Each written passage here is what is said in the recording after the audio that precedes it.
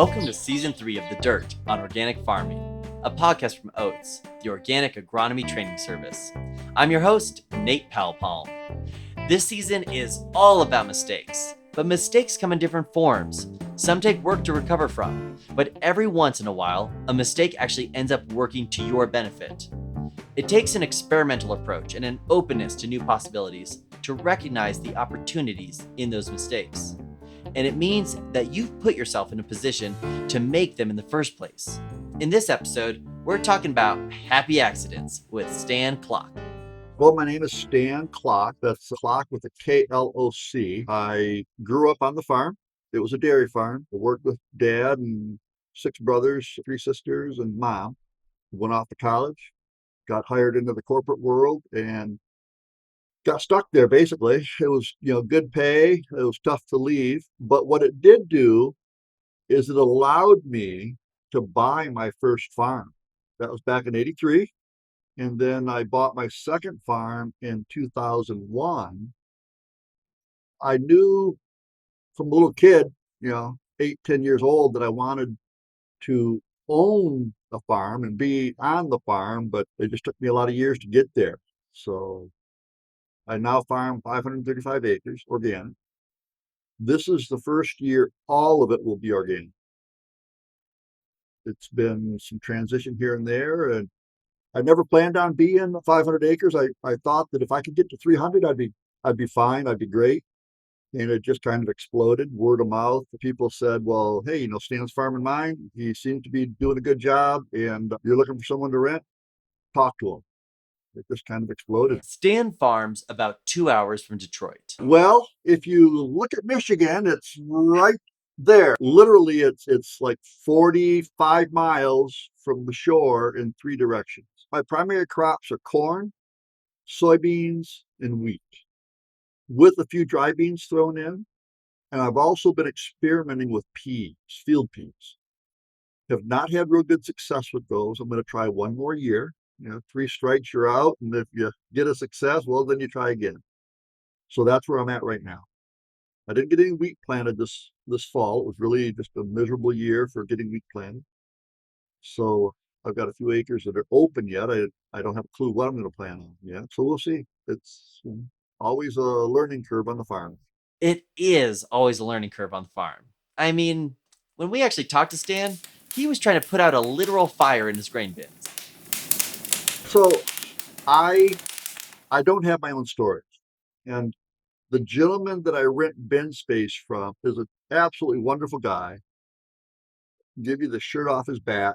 So they unloaded 3 trucks worth of grain right before the snow and the cold spell hit. So I get a phone call. Hey, can you run over, load out a truck? Sure, I can go do that. I get over there. Well, the pit's got 3-4 inches of ice in it. I can't load the truck. So went back over the following day to try and get the pit auger thawed out, and decided the easiest way to do it would be to throw salamander on. A salamander is a type of portable heater. 3 hours later, it hasn't hardly done anything. So I went and got a bigger salamander and put that on. Well, lo and behold, that salamander decided to catch fire. And in the process, it caught the covering to the pit on fire. I wasn't there when it happened. I had actually left for a few. Get a phone call. Hey, there's a smoke rolling up from the bin site. I carry a fire extinguisher in the truck all the time. Ran over, put the fire out, and ended up having to work around and finally spend another half a day getting the auger pit not only thawed out, but once I got it thawed out, then I had to clean all the burned ashes out and get it ready for the next day to load truck. But we got it fixed, and everything's back up and running now. Oh, just another day on the farm for Stan, it seems. As you might be able to tell, Stan doesn't mind being kept on his toes. He's a creative problem solver who's always looking for new tools and new methods to improve his organic operation. Which brings us to our story about treflers. So a trefler is just a tool. I bought one, and it's been a real learning curve for me, but it's done, in my opinion, it's been a remarkable tool for my farm. It all started because Stan was having some trouble with weeds. I tried peas. I mentioned that I'm planting peas occasionally. I had a field of peas, and peas are planted in not 30-inch or 20-inch rows. They're planted in 7.5 or 6.5 inch rows. So I planted these peas. You plant them early in the spring. You can't go in there with a cultivator to cultivate the peas. So you need another tool, and the tine weeder, which is the truffler, is a tine weeder, is one of those tools. For those who don't know what a tine weeder is, it's nothing more than big fingers that drag through the dirt, and it disrupts the dirt, disrupts the soil down to different depths depending on how the pressure is, and it takes out those little weeds. It flips those weeds over and they dry out. So because your crop is planted 1.5 inches, 2 inches deep, and the weeds tend to germinate in the top half inch or so of soil, you can run the tine weeder through and take out the weeds. The deeper the weed root is, the more pressure you need to go. Stan has a hunch that a truffler might be a good fit for addressing the weeds in his pea field, but he doesn't have one. I'm talking to my friend Paul. He says, well, go get mine and use it. Okay, sure.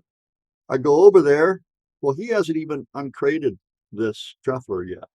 It's unloaded right off the truck, still got all the bands holding it together, wood on it. I uncrate it, I hook it up, I go to my field, and I start tine weeding the field. So I'm going through this field. I have no clue what I'm doing. Literally, I have no clue what I'm doing. I've never used one of these before. I've never seen a tine weeder before. So backed up my tractor to it, I hooked it up, I went out, I'm using it. I'd go a little ways, get out of the tractor, look at the crop, get back in, change the setting, go back, look at the crop. And I made a decision, not knowing what I'm doing. To me, this looks like a good setting. So that I'm going through the field like that. I'm doing the whole field. But then he accidentally grabs the hydraulic lever. The reason I grabbed the hydraulic lever was because there was a tiling surface drain in the field, and I needed to raise the whole unit up to go over this tiling surface drain so I didn't damage it. I grabbed the wrong lever. And instead of raising the unit up, I increased the down pressure on the tines, and I'm in a panic. I'm grabbing levers. I don't know. Anyway, I ended up going about 75 feet with this pressure all the way to the max in the field. Literally, I stopped the tractor so I didn't run over the tile stand pipe, and got my wits about me, raised it up, went over, then I put everything back to where I had it, and then continued through the field. Not until harvest did I realize that place where I had took the down pressure all the way to the max was the cleanest spot in the field. A happy accident for sure. But it was Stan's openness to experimentation and the close attention he pays to what is happening on his farm and why that enabled him to learn a valuable lesson from it. And he says it's changed the way he approaches weed control overall. Now I've got my own machine. I'm out there using it. I go 100 feet. I get out. I check the crop. I look, did I pull any crops out? Did I pull any soybeans out? Is it taking all the weeds out? A real learning curve. But what I've pretty much found out is that you almost cannot be too aggressive. Or if you get out and look at the crop and say, oh, it looks beautiful, I'm not damaging any crop, I'm not pulling any crop out, well, then you're not going hard enough. It is really scary when you're going through the field and you look in the mirrors and say, but I can't see the crop. And you start freaking out because, I just took everything out. I just killed the whole field, but you didn't. The plant is resilient enough, and actually a little bit of stress does better for the plant. Stan says plants and humans were not so different. If you exercise and you stress your muscles, you strengthen your bone density, and you strengthen your muscles. If you stress the plant a little bit, you actually make that plant better, as long as you're not killing the plant or stressing it too much. So yeah, it's a scary when you're going through the field and you get out and you walk through and you're looking at all the crop on the ground and, oh, I pulled that one out, I pulled that one out. Oh man, you're freaking out because you're thinking, We're taking out too many. But if you don't take out some, you're not taking out all the weeds. It's better to take out a few of the plants and all the weeds than it is to leave all the crop and leave weeds too. Stan has found this approach of losing a few plants to properly combat weeds applies to other tools he uses. I'll give you another example here. I also flame. I use a flamer to take out weeds. So this past year was a miserable year for weed control in that you planted the crop, it's dry as can be, the crop emerges out of the ground, you're ready to go cultivate, you're ready to go tine weed, you're ready to go flame, but we got rain. Massive rain. 22 inches of over a period of 2 months. So your time in the field was extremely limited. I had 2 fields, I never made it into the field to do any weed control. Had another field that I made it in to flame it. I tine weeded it afterwards. And then 4 or 5 weeks of absolutely no access to that field that was underwater. When it did dry out enough, now the corn's 3.5, 4 foot tall. And the weeds are 3.5 foot tall. And what do? You can't cultivate it. So I took a chance with the flamer and I turned the burners straight down, raised them off the ground about a foot, and just crawled through the field real slow. Normally you're going 3 to 4 miles an hour. You're using maybe a gallon of propane per acre. I was using 17 gallons of propane per acre. There was so much heat coming off the flamer that the corn leaves 3, 4 foot up in the air were just getting a little singed. But at the end of the day, that field was as clean as a bowling alley because every weed was burned right to the ground. And not only was it burned right to the ground, it was singed a 1/4 inch down.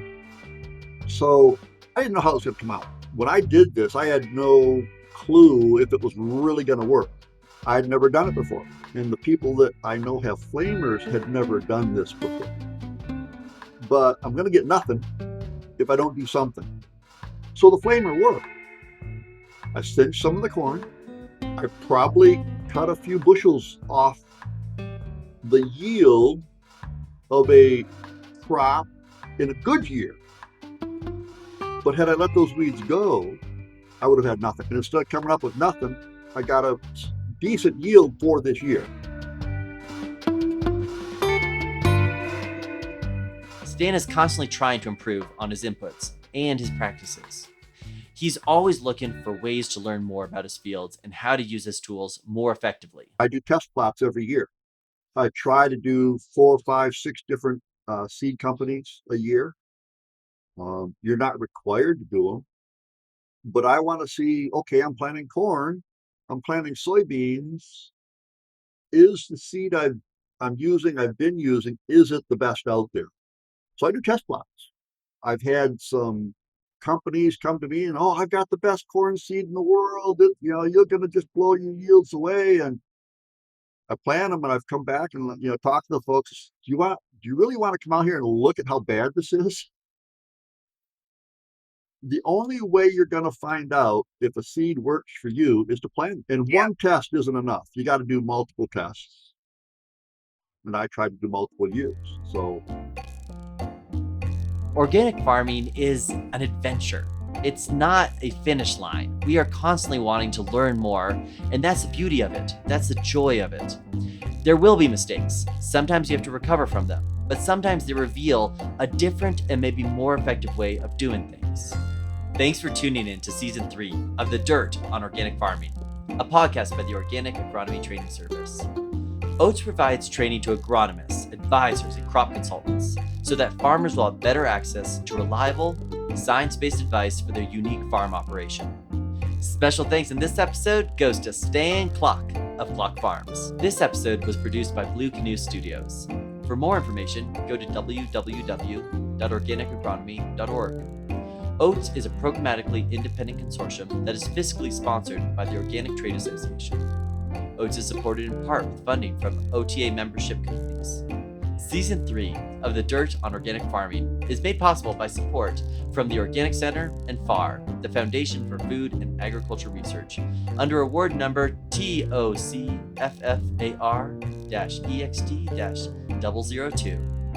The content of this publication is solely the responsibility of the authors and does not necessarily reflect the official views of the Organic Center and the Foundation for Food and Agriculture Research.